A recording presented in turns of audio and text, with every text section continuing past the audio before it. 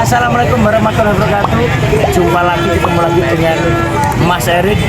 Pastinya masih channelnya Mas Erik, yaitu channel M Creator Mas Erik. Syukur alhamdulillah di pagi hari ini, tepatnya di tanggal 18 Juli 2023, Mas Erik berada di kawasan wisata religi, yaitu di kawasan Sunan Kudus yang ada di Kudus. Tepat di belakang saya itu adalah menara yang konon katanya pembangunan menara ini tidak menggunakan semen, jadi batu bata hanya ditumpuk dulu aja oleh karomanya Sunan Kudus. Dan dikutip sama Mas Erik sampai ke dalam. Jangan lupa like, comment, and subscribe di channel YouTube Mas Erik, yaitu di channel YouTube M Creator Mas Erik. Oke, jadi dulu ya. Assalamualaikum warahmatullahi wabarakatuh. Sunan Kudus memerintahkan menyembelih kerbau sebagai hewan kurban pada hari raya Idul Adha. Hingga saat ini masih ada sebagian dari masyarakat Kudus yang tidak menyembelih sapi sebagai hewan kurban, tetapi tetap menyembelih kerbau. Bukan hanya ketika hari raya Idul Adha, dalam kehidupan sehari-hari, masyarakat Kudus tetap tidak menyembelih dan memakan daging sapi. Dalam berdakwah, Sunan Kudus berpegang pada surat An-Nahl ayat 125 yang berbunyi, "Serulah manusia kepada jalan Tuhanmu dengan hikmah dan pelajaran yang baik, dan bantahlah mereka dengan cara yang baik." Seperti anggota Wali Songo lainnya, Sunan Kudus menggunakan pendekatan seni dan budaya. Pendekatan ini sangat penting untuk memahami sosioantropologi masyarakat. Sunan Kudus juga memperkenalkan teknologi terapan tepat guna, semisal teknik pengolahan emas yang sangat dibutuhkan. Saat itu, selain barter, perdagangan masih menggunakan mata uang emas dan perak. Nusantara memiliki bandar-bandar yang melibatkan aktivitas perdagangan internasional. Teknik terapan lainnya yang diperkenalkan Sunan Kudus adalah bidang arsitektur.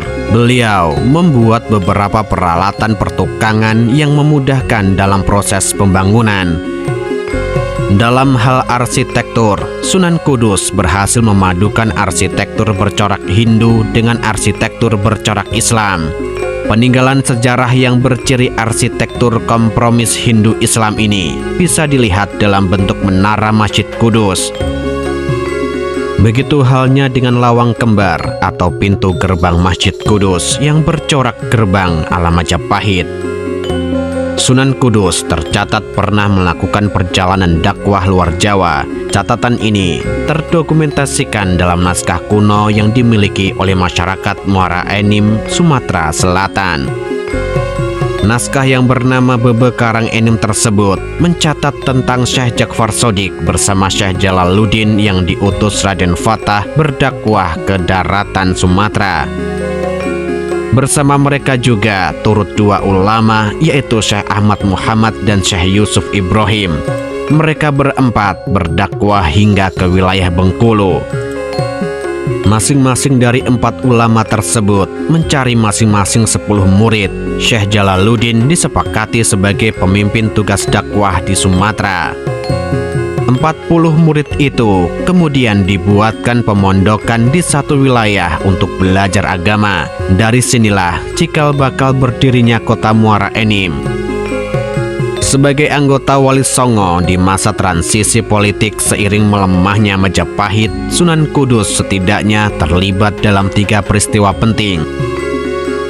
Sunan Kudus terlibat dalam pertempuran melawan sisa-sisa kekuatan Majapahit yang bertahan di Kediri. Tugas yang sebelumnya diemban oleh Sunan Ngudung, namun gagal. Sunan Kudus juga menumpas gerakan Ki Ageng Pengging bersama Syekh Siti Jenar yang dianggap makar oleh Kesultanan Demak. Pasca wafatnya Sunan Ngudung, Sunan Kudus juga ditunjuk sebagai Imam Masjid Agung Demak.